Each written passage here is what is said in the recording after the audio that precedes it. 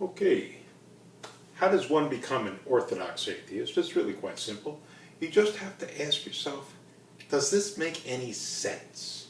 Now, try this. Go to Wyoming or Montana, find yourself a cowboy, and explain to him the concept of Shabbos elevator.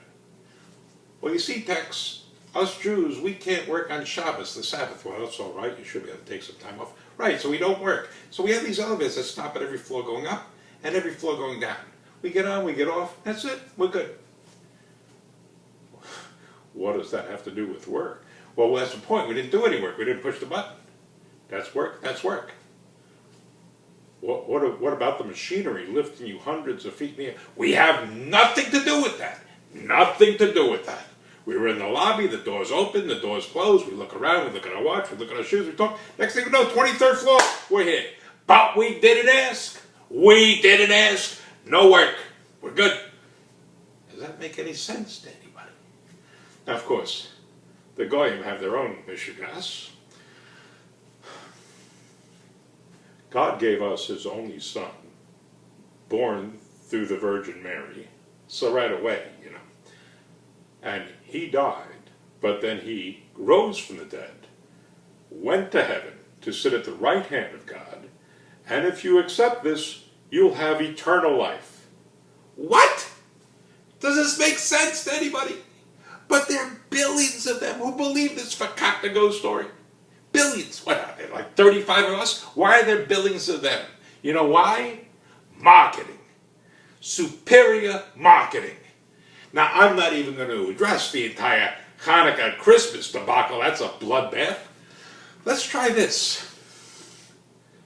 Little girl, would you like a chocolate Easter bunny or maror?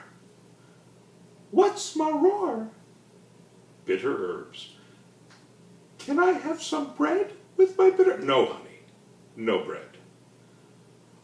I'll take the chocolate bunny rabbit. Of course you'll take the chocolate bunny rabbit. You'd have to call Dyfus if she took the maror. Go. Stand over there with them. We have Yom Kippur. You're all looking forward to that festival of sorrows, I know. They have Lent. But wait, it gets better. We have Erev Yom Kippur. You know what they have the day before Lent? Mardi Gras. Mardi Gras. Wait, where's Tex? Tex, come over here.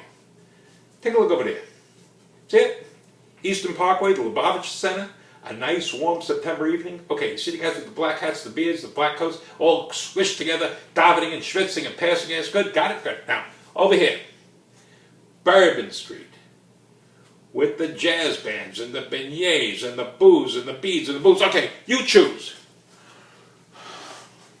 Well, I think I'm going to take Erev Lent. Of course he's going to take Erev Lent. You know why?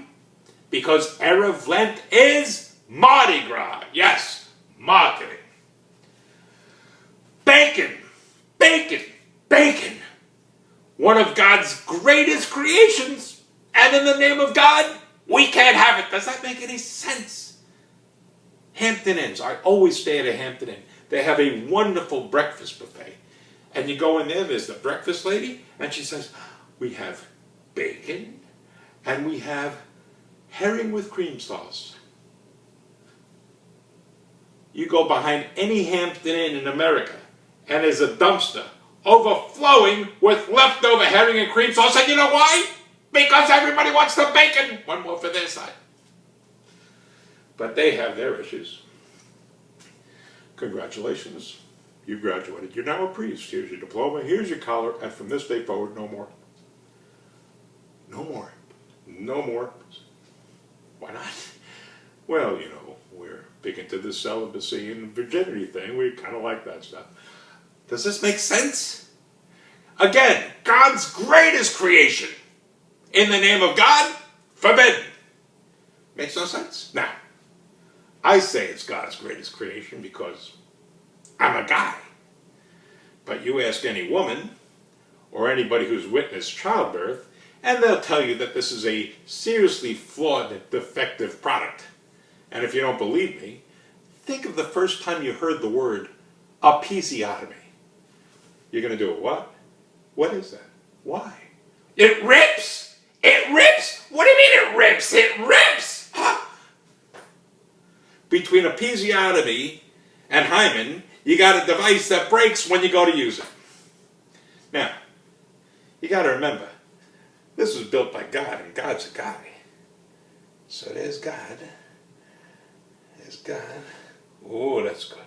Oh, but how's the baby going to come out? Maybe a hinge. Maybe a spring. No. How about this? This. That's it. Multiple orgasms. And the Shickses get bacon.